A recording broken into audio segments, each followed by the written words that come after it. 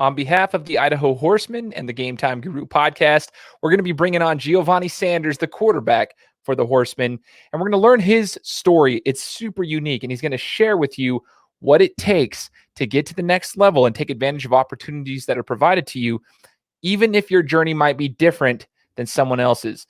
He's got a really, really cool story. Can't wait for you to hear it today on the Game Time Guru. So, what time is it? Game time! This is the Game Time Guru podcast, where I interview sports figures from all over the world to help deliver a panoramic view on sports. So whether you're a former athlete, one of the crazies, or simply a casual sports fan, this is the perfect show for you as we peel back the curtains and learn from our guests every single week. I'm your host, Shane Larson, and I'm helping you see sports through a different lens. What's going on, everybody? Welcome out to the Game Time Guru podcast. I am your host, Shane Larson.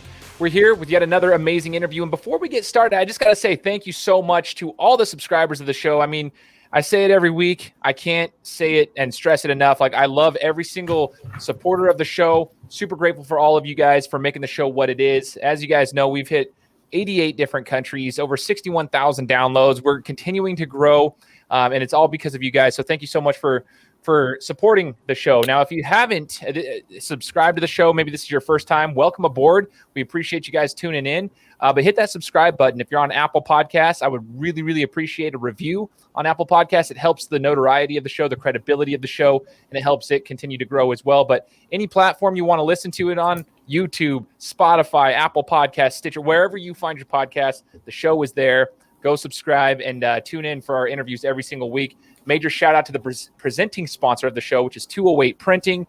They're here locally. They're getting us hooked up with our swag, our shirts. If you guys have any brands, anything you want to do, your business or your own personal brand that you want to be a walking billboard with, you want to represent everything, 208 Printing, my guys here in Idaho will get you taken care of. You don't have to live here, but you can get your stuff taken care of with them. They're fantastic. So go to madeby208.com, put your orders in there if you guys have any printing needs. Now, listen, super exciting opportunity for me here on the show.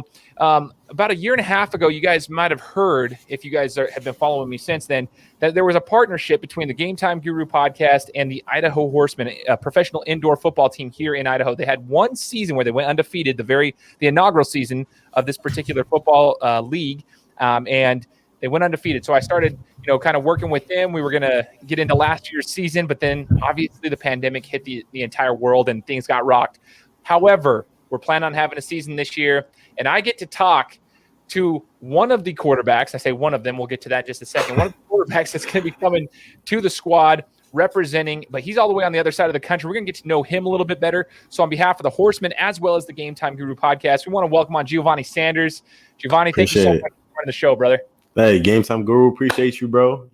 I know you personally as my guy Shane, but right now, hey, GTG, man, you know the vibes. Dude, I love it, man. So we're going to get to know you a little bit better. And I can guarantee all the listeners, you're going to love this because, you're going to see how much of an entertainer this guy is. He's awesome to be around. He's got a great personality, and you're going to get to see it. So any of the listeners here locally, you're going to get to hear him now, and then you'll get to potentially see him on the field. So it's going to be super cool. Now, listen, we got to get to know you a little bit more before you got to the professional football realm, man. So let's take a step back in time and get to know where you're from and kind of what you did as a child. Like, were you always into sports? Were you always into music? Kind of what was your childhood like before you got into, I guess, to the next level of athletics? Yeah, man. I think for me, I started playing football about like 8 years old. Tried to play at 7, but I was always a, smaller size dude. So it's like 7. I was like, all right, my mom's like, maybe you gotta take this year off. Cool, whatever. Jumped in it when I was 8 years old, tried every sport, played soccer, lacrosse, baseball for a little bit. Back then it was t-ball, try to, everything, basketball, whatever, you name it, right? But for some reason, it's something that drew me into just the aspect of football. I think it was one of those times where I'm walking past, the field with my mom. I think I hear like a practice. I just hear a practice. And I wasn't, I was never a football player. I didn't have anybody else in my family before me that played football. So it was just, me and my mom growing up, You know, she would have me doing different things, you know, talent shows and stuff like that, you know, just to stay creative. I was a big Boys and Girls Club kid, so I got a lot of that like creative ability just by being, you know, in the Boys and Girls Club and just being in that environment to learn different things. So when it came down to starting to play a sport, you know, of course, like any parent is a little skeptical, you know, like you're their child. They don't want you to, you know, get hurt, especially if it's a contact sport. And if you're not the biggest person, they're like, oh, you definitely shouldn't be playing this. So walking past the field, never forget, tell my mom, yeah, I want to, you know, like, what's that? She's like, oh, you know, football, let's go check it out. So I had a cousin who was about 2 years older than me. And just the vibe and attention that he got from all the parents that were at the field, kind of like, I looked at that and I wanted that, you know, like I wanted to feel that. And it was more, it was bigger than just like, because like I said, like they have their own kids that are playing with my cousin at the time, you know, of course they're there for their child, but just to see a parent go out their way for someone else's child because of how, you know, great he was because of the particular sport or whatever he was doing at that particular time. I wanted that, you know, it was like, you were treated different, but it was a reason behind the way you were treated, right? You earned it. It wasn't like, oh, he's just a good kid, so, you know, we're going to just give him the special treatment. It was like, no, this kid's setting himself apart. And back then you don't know it, you know, I'm 8 years old. I don't know what setting yourself apart is, but this is where I wanted to set myself apart, right? I didn't want to just be the kid that, oh, yeah, you got a nice son. No, I wanted to be the guy. Your son is that dude. Like, he's a problem. Like, you know, like that's what I wanted for my mom. So literally, bro, got in around 8 years old. First year, complete nightmare. You know, because I didn't know what to play. I didn't know how to play. And I'm just playing and I'm trying to like kind of ride off my cousin's coattail. He's a star player. I'm not really, you know, I'm just trying to come get my feet wet. And I end up playing on the offensive line. And oh wow. And this is like tackle football. Is this tackle? This is youth football. This is Pop Warner. This tackle football. This wasn't flag football. This time. I didn't do any flag football, bro. So you jumped right into the mix. I jumped right into like youth football, you know, like just because of, you know, all those games and the cheerleaders and just that entire vibe on a Sunday, you know, like the whole city's there, you know what I'm saying? And for you to be like, have friends and, you know, if you're going outside and you're just a kid that plays, all your friends are gone. They're not. Why all my friends gone? Because they're at the football field, you know, like they're busy. Their sisters have cheerleading or something, you know? So being in the mix was something that, for me, like I have no siblings. Like I'm a single, I'm an only child for my mother. And, you know, for my dad, I think I have like 3 brothers, but they were older than me and we were never really in touch. So it was like, I didn't have anybody else to kind of like hang out with and play with. Right. So now I'm like, all right, I want to be at the field. These are where my friends are. This is what I want to be around. But it wasn't just about friends now. Right. Because you can be sitting in line talking to your friends and the coach is like, hey, shut up. Or, you know, go run. And you don't understand why you're running because you think I'm just trying to be around my friends. But now you're trying to learn. Now you're teaching. You're almost learning the discipline and the structure behind it without actually knowing. You know what I'm saying? And for me, I went from like, you know, going there the first day being so excited, first couple of days being excited. Then by the end of the week, I'm telling my mom I want to quit. And then like she says, okay. And then I miss a couple of days just because I told her I didn't want to play. And I'm missing that. I'm missing the coach telling me, hey, stop talking, you know, and I'm missing this and I'm missing that. So that's what drew me back into it. You feel me? Where I was like, yo, I want to be coached. I like this. I like this structure. I like what this feeling. Mind you, I didn't even score a touchdown. I'm just out there smelling the grass. You know what I'm saying? It's not, you know, just little kid trying to figure out how to put my pads in my pants the right way, you know, and make it through unconcussed, like, you know, majority of these little kids run around tackling with their heads down. Right. So from that point on, kind of had a rough year just because I'm on the offensive line and I'm not a big guy and I don't know the game. So getting pancaked, I don't like it. You're the first line of contact. I'm like, is this what's going to be for me forever? My mother takes a drastic step into like my next season where she's like, all right, if you're going to play again, I'm going to send you to a camp. You're going to go to a football camp. And this is where she got some money up. I think my grandparents, like, you know, were just like, all right, we're not going to send him to the Boys and Girls Club this year. We're going to send him to the Chris Slade football camp. I didn't know who Chris Lay was. I didn't like because I was just getting into football. Right. So I'm like, Chris Lay football camp. I'm like, all right, whatever. Like, I'm telling my friends I'm going there. Their parents like, you going to see who? Chris Lay? And I'm like, I'm 9. So at this, I'm 8 going into 9 years old. I'm like, I don't know who Chris Lay is. Like, I'm not really fond of that. So they're like, yo, he's a Patriot player, or he was an ex-Patriot player, and this, that, and the third, and you're gonna be. And I had no idea. So now I'm kind of excited because my friend's dad's telling me about it. And this is a guy I look up to. He was one of my coaches in Pop Warner. So, he's like, you're doing that this summer? And I'm like, yeah. He's like, oh, you're gonna be coming back and you're gonna be doing some different things. And I'm like, because if he's telling me, I'm like, all right, I'm confident, like now I'm going in with like kind of some knowledge, I'm not kind of, blinded by the situation, trying to figure out things as I go. So he's telling me what I need to do and how much things I need to pack for the week. And, because it's a sleepover camp. It's a week-long camp at Mount Ida College. And Mount Ida College is a college out here in Massachusetts. It's like a Division III school. Okay. And like I said, probably one of my first times being away from home. And when I get there, complete culture shock. You see kids from all different helmets, different areas of the state, places you never heard of, even though you live in the state. I'm like, what? This is crazy. So, of course, and everyone's there. Everyone's trying to find their way, right? And find who they are as a player and showcase their skills at the same time. So I want to say by the end of that camp, it was probably a week-long camp. By the end of that camp, bro, I got MVP. I had like coaches asking my mother to move to different cities in Massachusetts for me to play. And this was all because of, I think, the want to like figure it out, like I wasn't forced to do it. I wasn't like, I didn't have, my dad or uncle or anybody that's like, yo, you're going to do this. And like against my will, it was like, I had the option. Shout out to my mother. She gave me the option to either do it. And if you don't want to do it, I'll support you as well. So having it like that, it made it easy for me to decide, this is what I want, because there's no pressure. This is solely on me. If I'm going to do it, I'm going to stick it out.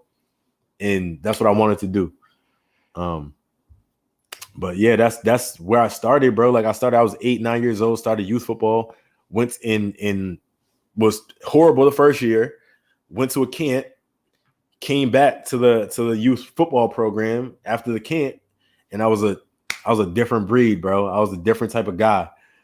That's so cool to me. One thing that stood out to me, man, was your mother's impact on your life. I mean, growing up with her, I'm assuming she was a huge influence in your life, a big inspiration. What do you think was the number one thing that your mama taught you? Because I'm a mama's boy myself. I grew up with both parents, but I gravitate to my mom, and it's always been that way. I'm called a mama's boy from everybody. So I'm just curious, from someone like yourself, what was the biggest thing your mom taught you?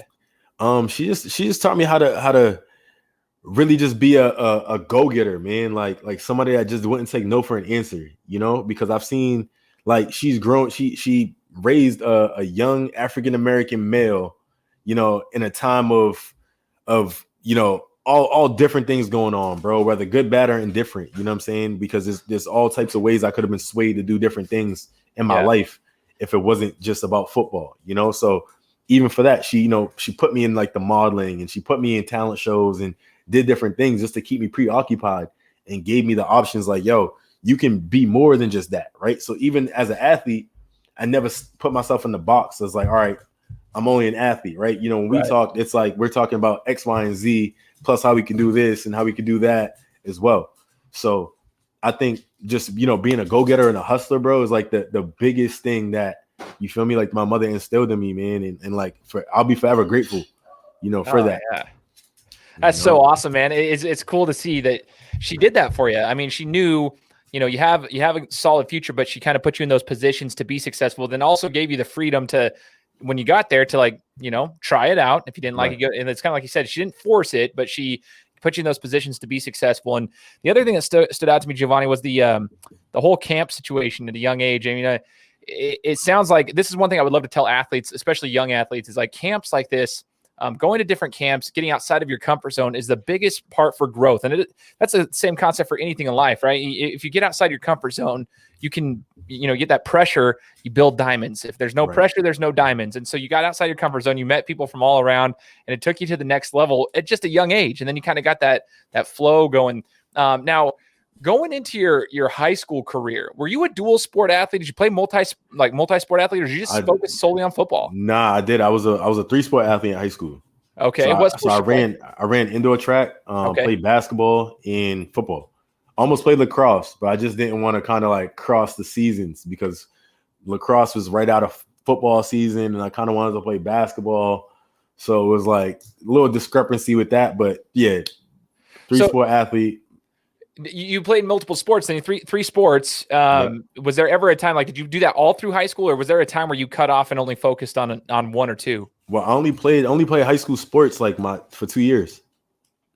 Like, and when did like so was it my the last junior 2 years? my last 2 years, junior and senior year. I didn't play freshman or sophomore because I was moved from like a couple different high schools. So it was like when I was going to these different high schools. So I went from a Boston public school, which was Charlestown High School, and that was my freshman year.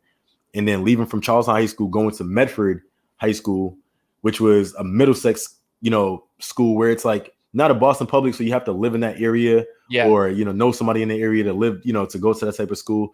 So when I left from Charlestown to Medford, the credits were totally different. Like everything that I just did at Charlestown really didn't apply to the school I was going to because it was a whole different district.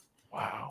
So it's like offset me a lot where it's like, all right, you can't come here in this season because you already played this year. So it was like weird. I had to like skip seasons to be able to be eligible like by junior year to play for Medford or go back to Boston public schools. Crazy, dude. It's crazy just to hear like the difference in school districts and systems in different states too. So you play your last 2 years. That makes it even more intriguing. So that's going to kind of get us to the next part of this interview because I didn't know that piece. So at what point did you know, Giovanni, that like football was going to kind of be the next step as far as your athletic career? Because like you ended up going to continue to play on, and we're going to talk a little bit more about that here in just a second. But like at what point, it was junior, senior year, did you realize like, okay, I actually have a potential to continue playing, whether it be at the collegiate level and moving on or whatever, at some capacity you could play at the next level? When did that happen? To be honest, I think it was literally like my junior year, like the end of my junior year. It kind of clicked because like I was still doing like youth football and stuff like that, like freshman and sophomore year, because I was still under the weight barrier and in the age kind of threshold was still like the same. So my junior year, man, like I literally jumped past seniors that were on my team, got like majority of the awards, this, that, and the third. So I kind of, I was feeling myself. I'm like, that's it. Like, and I was like, I feel like I didn't really get that much burn. I didn't get that much playing time. So going into my senior year, being the guy, being like, I'm on defense, offense, kick return, punt return, everything. I was like, every time I touch the ball, I'm going to score. Every time I'm on defense, I'm going to lay a lick. I'm going to get a pick. I'm going to do something to put myself, ahead of the rest. And senior year, I was GBL All-Star, which is Greater Boston League All-Star, Boston Globe, All Scholastics. Like I was like hitting like all the targets that I wanted, but I wasn't getting the offers. And the reason why I didn't get the offers is based off of during my tenure at Medford High, my high school career, we had a coach that was dealing with some, outside issues that had to do with finances being funneled from other schools and things like that. So he kind of was put on leave my junior year. So we didn't have a head coach my junior year. We had all the assistants, and at the same time, you have an assistant coaches while dealing with something like of significance, not knowing if our coach is going to come back. Right. The news knows about it. Like it was huge. So it was like, we're in the news, but it's not for a good reason. Yeah. And then going into my senior year, everything kind of cooled off. We had a better coach, but that coach that we had, he came from a powerhouse school. Right. So him coming from the powerhouse school, the coach that ran that school had power in the whole, because he was the number one guy. So nobody from our school was getting, all-star votes. We weren't getting anything based off of him leaving that program to come coach us. We kind of got like the blackballed, right? Like they got athletes, but who cares? We're not going to showcase them, even though we're, going toe to toe with the top schools, 5-5 record, we finished 500, like number 2 in our league. It just, I think at that time it was more of just like who and not, more of like what you do, as a player. So, but at that point, that's when I kind of figured, all right, I want to play at the next level because I want a fair chance. Totally. because I felt like my 2 years in high school, I didn't get a fair chance. I really wasn't able to showcase what I was able to do or what I wanted to do. Now, on offense, were you always playing quarterback, even in those 2 years in high school, or what were you playing? I was never a quarterback. So what position did you play? I was a running back. We were in a wing T offense. I was a running back and a wide receiver. And on defense, I was a free safety. I was the kick returner, punt returner. That's really it. Man, that's really it. You were an all-around athlete. So okay, that's the interesting point, man, because you didn't even play quarterback, which at the Horsemen, that's what you're signed to play is a quarterback. Yep. And we'll kind of get to that as you continued playing post-collegiate career and whatnot. So after high school, first thing, let's ask you a question. Dealing with what you had to deal with in the high school level, the coach drama that was going on, you're playing multiple positions. You're not getting a ton of offers at all, like not a lot of looks, but you know that what your talent level is, you know what you can bring to, somebody's team at the next level. Mentally, how did you continue going and trusting the process? For athletes out there that might be in a similar situation or going through struggles at the high school level, but they know they could play at the next level. They know it. They truly know it. What would you tell them, Giovanni, from your perspective? What did you do to trust the process? I would just tell them, well, I mean, for me personally, I just looked at it as another challenge, another obstacle, right? Because even before I hit high school, it's the same thing. You're gonna hit the same type of issue no matter what level you're playing. High school, coming from middle school to high school, coming from high school to college, you're going from college to pro. You're still going to deal with the same, naysayers or whatever. They might say, oh, you're too small, you're too slow. You're not big enough. You're not fast, whatever the case may be. But for me, it was mainly just, I believe in who I am. Right. So if you get caught up in like who you are as a person, like nothing else can really matter, because it's like, I'm the only one that's going to either make myself happy or make myself sad. Yeah. Right.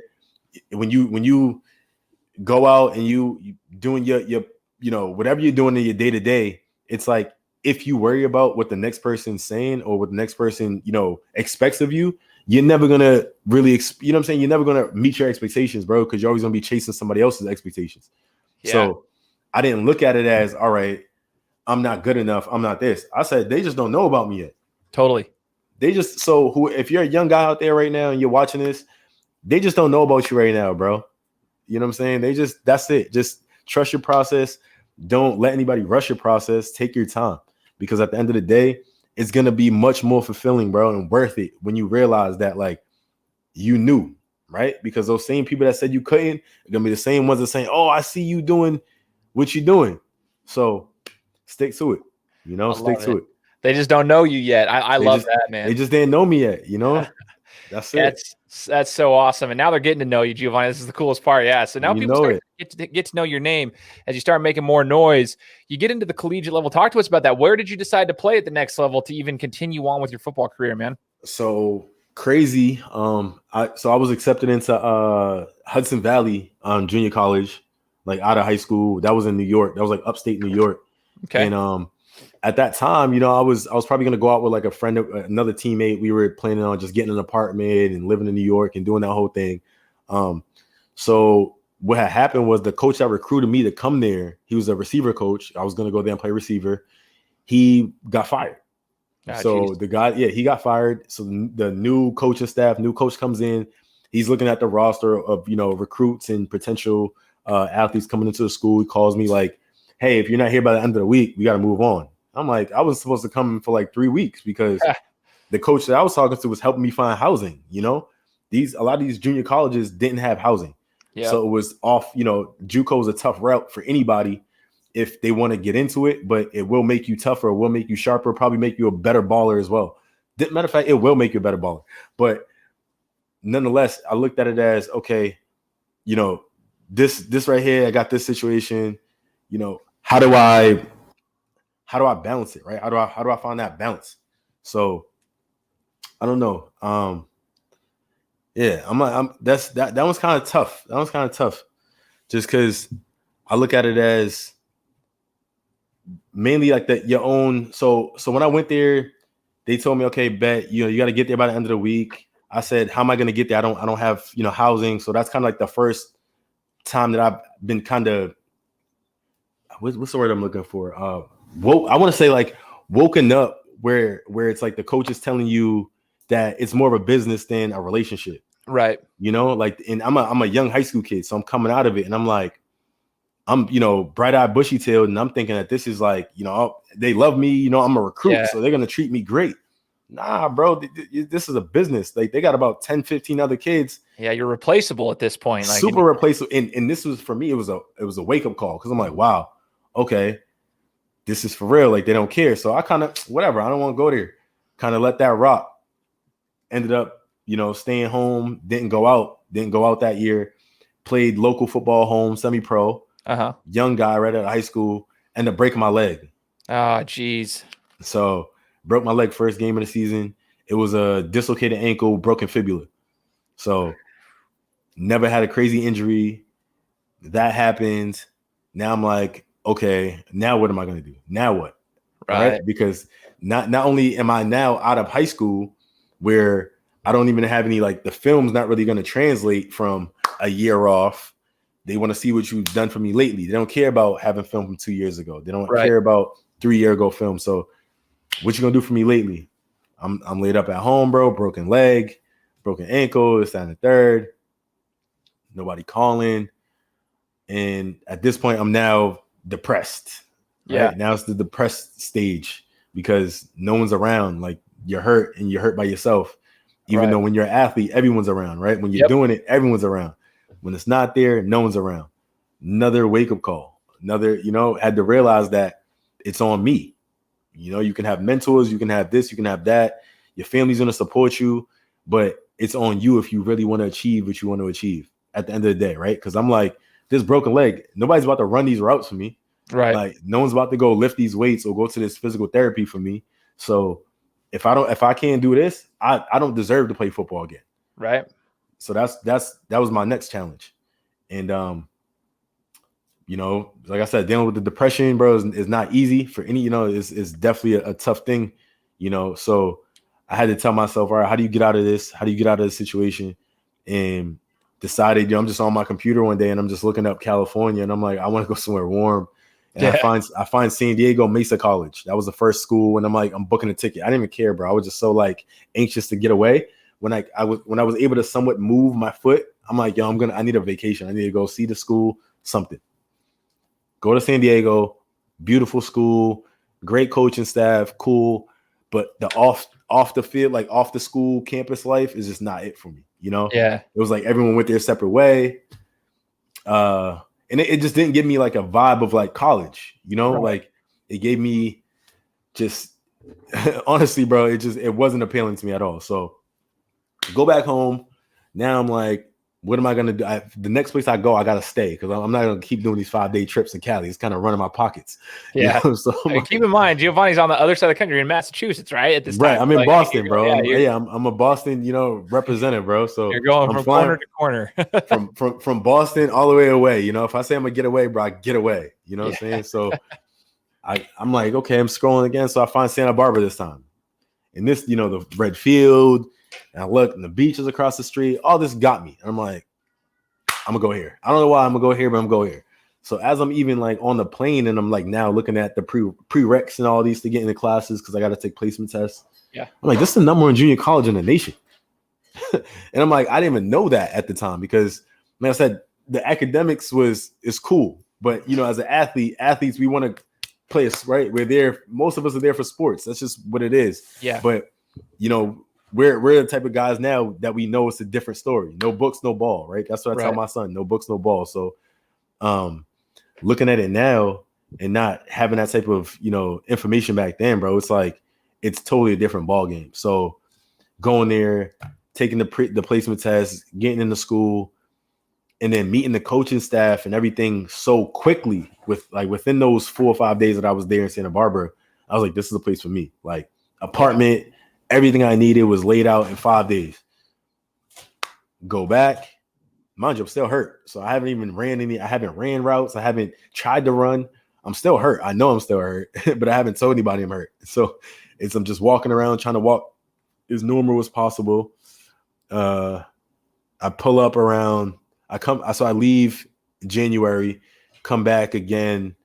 I want to say, I leave like first week in January, come back January 28th is when I had to report for like spring ball. Can't run because I did like 2 weeks of PT. Like I just got out of the cast, I just got out of the boot, right? Right. Did 2 weeks of PT in Boston, and 0 in California because I have out of state insurance, right? So in spring ball, you're not even in season. So you can be and you can get ice and stuff like that, but you can't get like stem treatment and you can't get actual like work done because you're not in season. So I think it was like track that had the full reins of what are they doing there? They get shin splints, like right. you know, like you know, but at the same time, it was like, wow, it's another obstacle. Like I'm thinking I'm good, I got training. Nah, I'm on YouTube trying to get this ankle right, trying to be able to get the flex, and I'm ordering everything off Amazon. Like, bro, it was a trying experience to say the least. But after, I want to say like a couple months of the grind, bro, like I was finally able to actually run and cut and do things, and ended up missing the first game of the season, right? Not because of an injury, but because my transcript came late. I gotcha. So now I'm fully ready to go, right? From January, February, now it's, August, September. I go through summer ball, fairly getting back to normal and stuff. So now we're around September and missed the first game because my transcript's not there. So I'm like, this sucks because my clock just started, right? If you know, in junior college football, my clock just started. And I'm like, I'm missing the first game out of 10. And I'm like, this is not good. Drive 2 hours, bro, 2.5 hours with some kid that like I barely knew that like lived in my complex. And we drove 2.5 hours through like the valley to this game. My coach sees me at the game. He's like, Giovanni, you're starting next week. I'm like, what? Like, I'm shocked. I'm stunned because he just sees how much, determination I had to even show, like how loyal I am to the team. Like I could have been in my apartment, feet up, relaxing, enjoying the California sun, not caring about it. But I was like, you know what? I'm a part of this team. It hurts me not to be able to be on the bus and travel because of this type of thing. So I'm gonna show them like how much like I'm really here for them. You know what I'm saying? Like as a player and a teammate. So bro, it just all like snowballed. It's low key.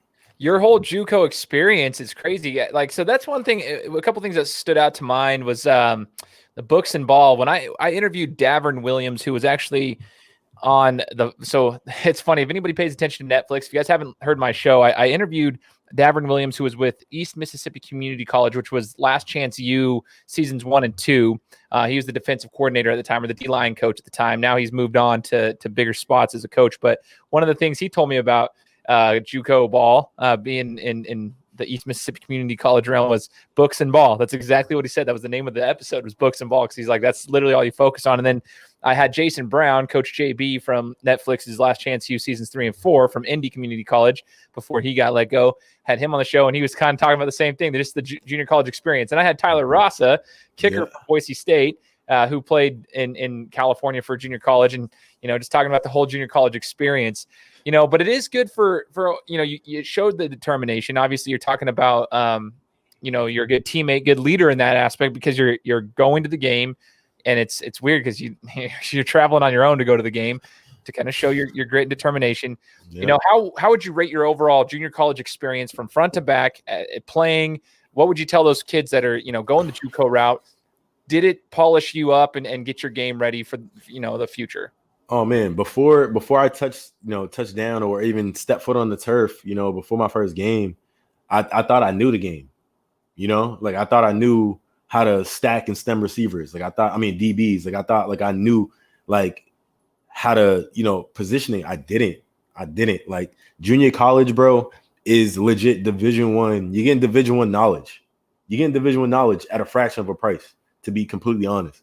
And a lot of those guys that, are from, big name schools that don't hit big name schools, they don't understand that junior college is there for that reason. It's not just a second chance, but it's also a way for you, like you said, to sharpen your tools, to get better, to learn the game in a whole different light, because you might play with a guy who just went to USC for a season or two. Yep. And now he's a bounce back, and now he's on your junior college team, but you're learning how to live the Division I life. It's like a lot of the teammates I had at Santa Barbara City College at that time were D1 athletes. So if they were a bounce back, picking his brain, yo, how was this? How was that? You know, like in watching their transition from like when you do hit that type of level and you do come back, it's a easier transition for like, you know, opposed to coming straight from high school to a JUCO because you don't know what to experience, right? Right. The only separate thing is, I think, just like I said, the knowledge. It's not even about the ability. You can be a high school player and come out of high school and play D1, or be a JUCO player and go D1. It's just about the knowledge. You know, if you know the game, it's going to put you in an advantage over the next. That's why a lot of D1 schools come for JUCO guys, because they have the experience, the playing experience at that level, and they have the knowledge. So I love that. I love that piece, because I tell a lot of athletes that I speak to, you know, it's not necessarily a bad thing to go to a junior college. It's not a bad thing to go to a Division II in basketball, all these types of different things. right. They have this like the Division I level, people have this like, you know, idea that's the say all do all, and that's a pride thing. I'm like, nah, man, if you can actually get it, even to play at the junior college level is a huge step up, because there are some really good athletes, phenomenal athletes with a lot of experience. You get coaches even that are like super knowledgeable, but maybe haven't gotten to that next level, had that other opportunity yet. And you're getting these coaches and the training experience that you need. Now, obviously the facilities vary from junior college to junior college, because each state is different in the way that they fund each junior college, Right. but your experience is the biggest piece that's going to take you on in life. Now, you know, Giovanni, we're talking about, you know, we want to know how you got to the professional level here playing. You know, the Horsemen gave you the opportunity to come play professionally, but you've had experience in the semi-pros. You know, after college, did you go anywhere else, or did you go, you know, you ended up your junior college career and decide, okay, what was the next steps before you even got to the professional / semi-professional level? So literally like transitioning from JUCO, like, so my second season, I left JUCO with an offer on the table to play at Colorado State. So I was supposed to go to Colorado State. You know, all I had to do was get through the spring and I was good. And, you know, found out I was having a son. Had to make some, you know, big boy decisions and realize like, okay, I can do this still, but I got to do it a different way. So came home around like 2015, like from school, and was like, you know what, I want to play football again, but I want to like reinvent myself, because I didn't want to play receiver. I got hurt playing receiver in semi-pro before I went to college. Yeah. So I was like, I can't keep doing that, put myself in harm's way where I can't really dictate the vibe, right? Yeah. So I told myself I'm gonna play. I'm asking all these teams in my neighborhood, in my area, oh, can I play? I want to play quarterback. They're like, no, we know you're a top receiver. And I'm just coming from college, like, and all my film was all receiver stuff. Yeah. And I'm like, yeah, I want to play quarterback. And they're like, nah. Like, what? No, you're not playing. You're over here routing dudes up. I'm like, nah, but I don't want to do that anymore. So this one team, bro, they were a brand new team at like in the tiers in Mass, it's like single A, double A, triple A. You know, triple A being the best, single A being the worst. So it was a double A team. It was their first year ever playing, and they were called the Somerville Rampage. And I'm like, yeah, I'll play for you guys, but I want to play quarterback. Coach is like, can you throw? I was like, yeah, I can throw. Like, you know, only pass I had really on film was me throwing a reverse pass at Santa Barbara, like for a touchdown. So it's like, yeah, I can throw. You know, I'm like, of course, I'm 1 for 1. Like, I'm good. So they're like, all right, you know, we'll okay, cool. You know, we'll take the chance. I'm like, all right. I tell the coach literally same thing that Brady said back in the day. If you're a sports guy, so you know, Brady's like, you made the best decision ever.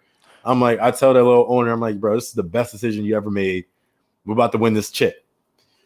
At this point, I'm really I wasn't a great throwing quarterback because I didn't have a great line. So I was more of like the Lamar Jackson, you know, without the throwing ability he possesses, right? So I'm running around, juking and looking like a straight running back, like Wildcat, and I'm just running it up on people.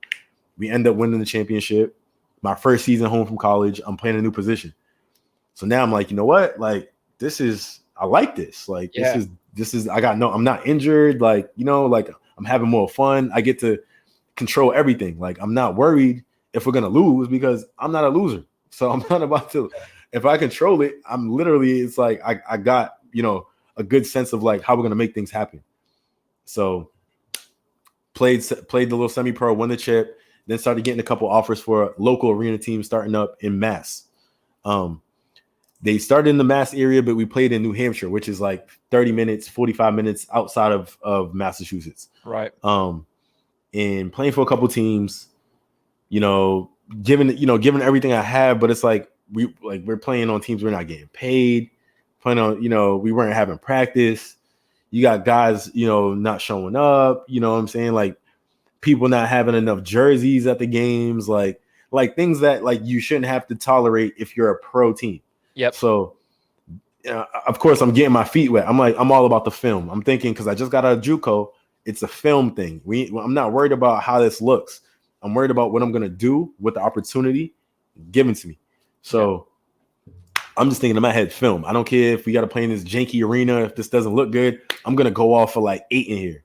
Like I'm going to go off for 6 in here, just so I make sure, I got some substance from this situation, right? Yeah. Doing that, for the first 2 games or whatever, team folds. And this is like 2016, team folds after 2 games I played. I'm like, all right, this is great. Back to semi-pro. End up, having a 2-loss season from 16-17 after I won the championship in semi. 2-loss season, bro, getting straight beat up on, like, because the same thing, you play with guys that don't want to buy in. They think that they're bigger than the team. They think that they're actually superstars, and they're really not, and it kind of it becomes a disease, and it gets contagious. And like a lot of guys start having the same type of vibe, and they think, hey, I'm good too. I don't have to come. And then you start getting, you end up 2-8, and then you end up 1-9. And then they start asking me going into 2018, bro. They're like, that team's like, yo, we want to put you at safety. We want to see if you want to play safety. I'm like, safety? I'm like, I was just your quarterback for the last 3 years. We got 1 championship. We've been losing, but y'all think it's my fault? So I'm like, all right, cool. So the team I play for now, the Boston Bandits, semi-pro team. Been with them since 2018. My first year playing with them in 2018 at the highest level, which is now AAA. My whole team merged with another team in the league. All the guys that wanted me to play defense, and I said bye. I'm gonna go over here because I'm ended up winning a championship. My first year with the new team, and then it was like it kind of set myself apart. Now I've won at different levels with different teams. Yeah. So now it's like, oh, this dude went from being a receiver to now I'm a quarterback at different levels, first year teams, and I got more to prove, right? And then I got another opportunity for an arena team, a better team. We were traveling into like West Virginia and playing for at that time I think it was the Cavalry I was playing for, which was another short stint. They were out in New Hampshire as well. And the team I played for in 2019 was the New England Bobcats, where I was playing against West Virginia, New Jersey. So just all those opportunities literally came just from continuing like to win and to put myself in a situation to get noticed, right? Because no one was gonna come looking for me if I didn't put in the work, right? If I didn't show up, no one was coming to look for me. So, dude, real quick, because you're talking, and I see a lot of semi-pro players around here in Idaho as well. I was almost one of them myself. I enjoy the semi-pro game because you get a mixture of a lot of different people. Some teams, they don't take it seriously. Some teams they really do. They have a lot of former collegiate, former professional players that come and play. It really depends on the team. One team can be so much different from another. However, I do feel that if you put your time in and you market yourself, you can get yourself into different opportunities. And obviously you're the example of that. You're the example of like taking the best out of the situation and, elevating yourself, your own image and so forth. And I mean, you had arena opportunities, semi-pro opportunities, but you're getting reps all along the way. You're getting reps and just a different experience against different types of people, different levels of football, the professional level of, a team folding, all those things you mentioned about the arena league too, that, the arena game is tough from a business standpoint. The budget's very, very small. Yeah.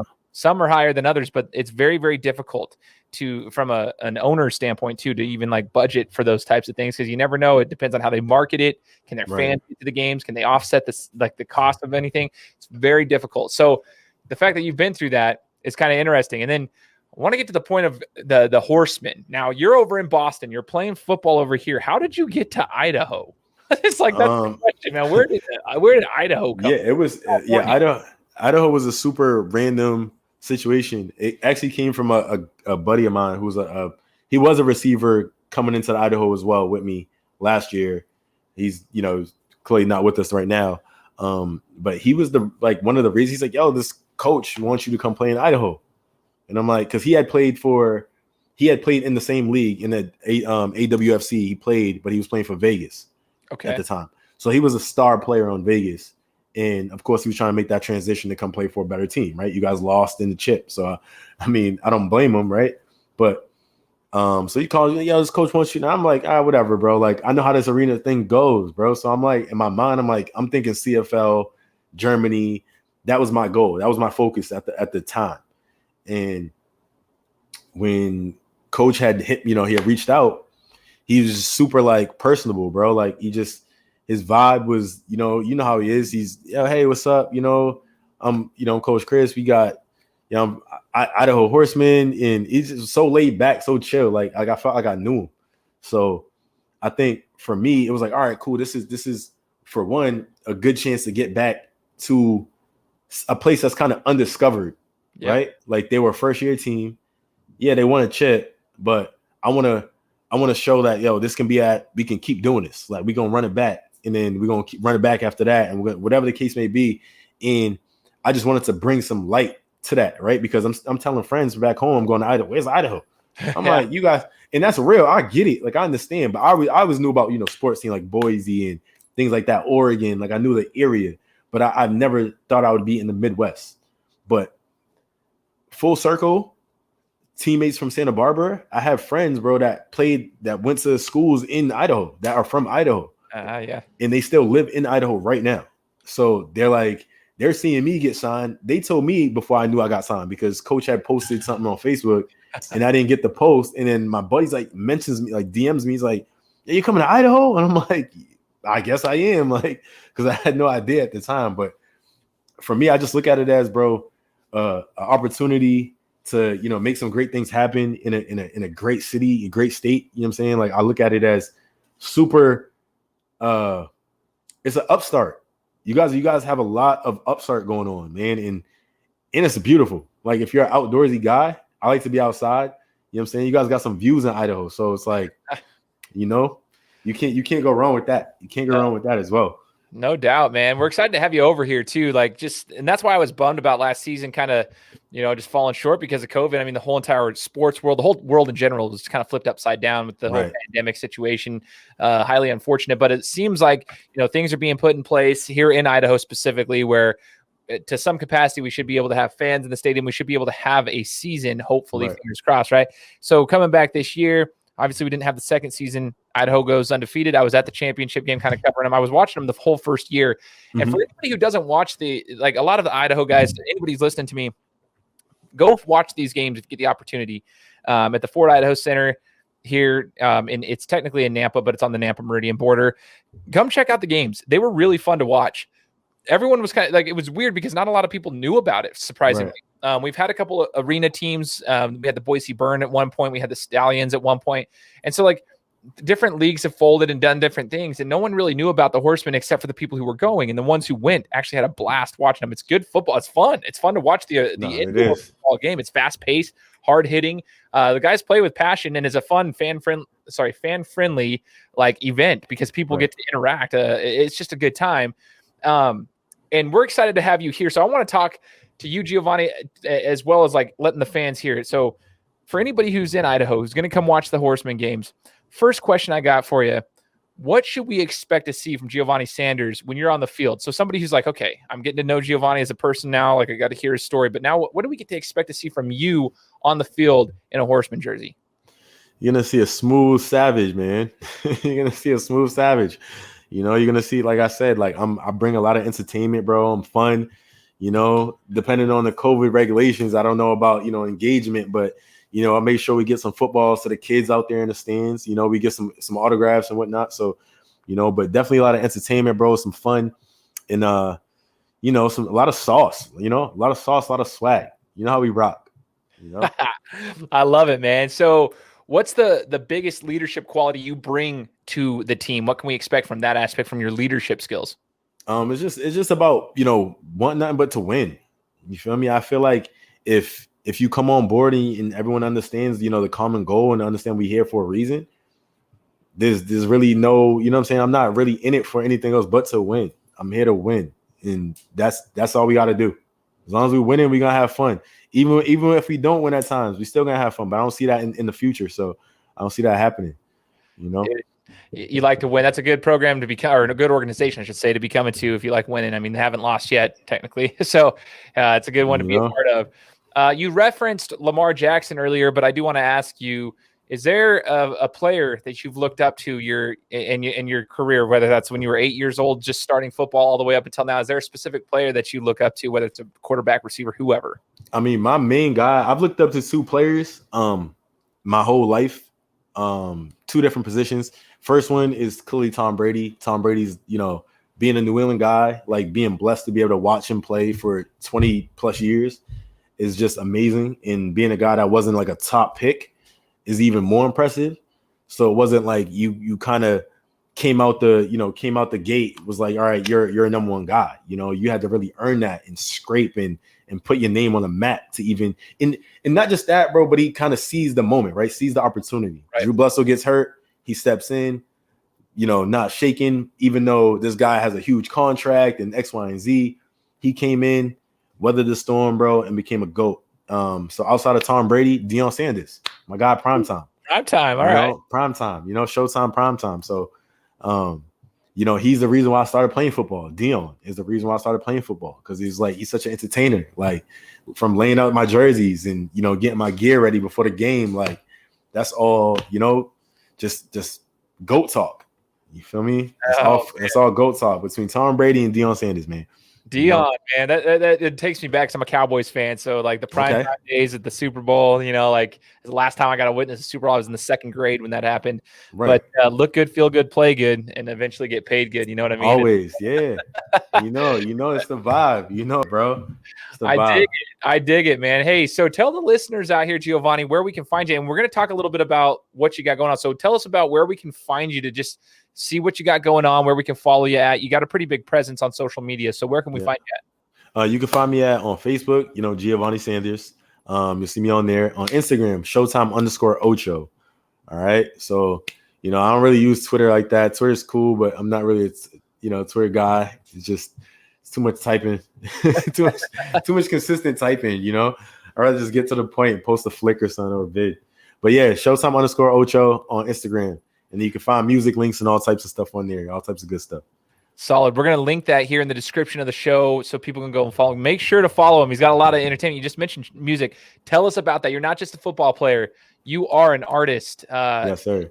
Tell us about your music career and kind of what you do, what kind of music you produce, and how long you've been doing this for, man. Okay. So I've been making music, man, my whole life, right? Just the last 2 years, just started to monetize it.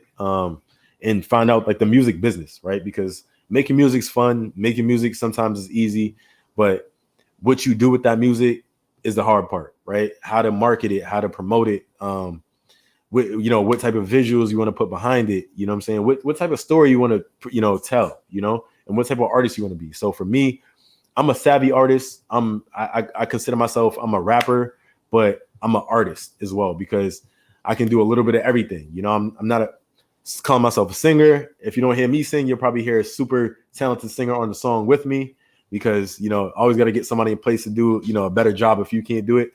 But outside of that, man, Sport Tape, my first album, The Sport Tape on Spotify, Apple Music, title, over 1 million streams on Spotify. Got some videos out on YouTube, Ultra Vibes on YouTube. Yeah, man, we're moving around, moving around. Man. I dig it. Just so you guys know, I'm not just saying this because I got him on the show. I listened to it when you launched the album. I was listening to it on Spotify. Your work is really, really good. And so I would highly encourage anybody to check this out. He's not just a football player. He's an artist, man. This is the cool thing is we get to see you as a human being outside of football. Sure. So Giovanni, outside of football and music, before we wrap it up, what's your favorite hobby? Like, what do you do when you're not producing music, when you're not playing football? What do you enjoy doing on the daily? Honestly, bro, I love to just, raise my son. You feel me? Like, I love to instill what I know into him. I love to watch his growth. So I feel like it's like almost like a way of watching film, right? He's like a small version of you.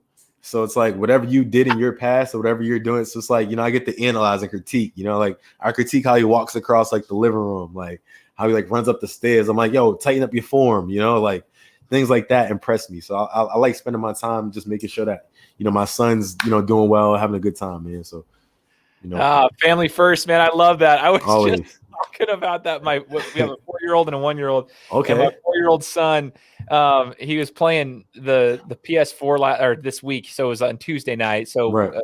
He was playing the PS4. He likes to play the Avengers game. And I'm almost like flabbergasted because I'm not a video game guy. I'll play Madden and I'll dominate at both of those. But the thing is, I don't play any other video games.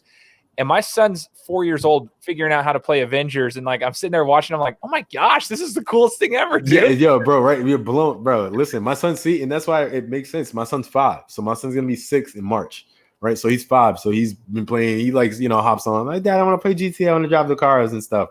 So he gets up early before he has to Zoom, get into a Zoom class, right? With school super early. I know what 5-year-old gets up like, Dad, I'm up. Like, I gotta get on the game. I brushed my teeth already. Like, I already had some cereal. I'm like, what? Like, bro, like, what do you mean? Oh, I want to play some GTA. Like, I want to play this. I want to play that. I'm like, bro, I'm unbelievable. So just how it is, bro. Just sitting there and just being in awe is like, I think the best, Oh, absolutely, man. It's the coolest thing in the world when you're saying that. It's so funny. It's so funny. It's real. Awesome, brother. Awesome. So, ladies and gentlemen, Giovanni Sanders, go follow him, Showtime_Ocho on Instagram. Go follow him on Facebook as well. We're going to put the links here in the description. Like I said, I'm going to show you where you can find his music on Spotify as well. I mean, he already mentioned the other outlets. You can find it as well. But Giovanni, we look forward to seeing you here with the Horsemen, but we also just look forward to seeing your growth in not only your football career, your music career, as well as a father. So appreciate you joining the show, man. And is there appreciate you having me, bro. Final words you'd like to share with anybody on here before we take off? Hey, you see the platform, you see what my guy Game Time Guru is doing, man. Gotta check in, stay locked in. If not, bro, don't get lost in the sauce because you know who got the sauce. You know you got the sauce. So, shout out to y'all. Shout out to the viewers, man. Hey, trust your process. At the end of the day, no matter what it is, trust your process. Whether you do real estate, you sell cars, you play sports, you do podcasts, you do interviews, be the best at it. You feel me? Be you. Be great. Be great. You be great. Trust the process. You heard it here first from the man himself. For everybody out there, make sure you're subscribed to the show. Tune in. We'll be here every single Friday with another episode. Take care. Yes, sir. Guys, thanks so much for listening to another episode of my show. Now, if you could go and do me a favor, head over to iTunes, give me 5 stars, and leave me a review. It would be greatly appreciated. Thanks, guys. Appreciate your support.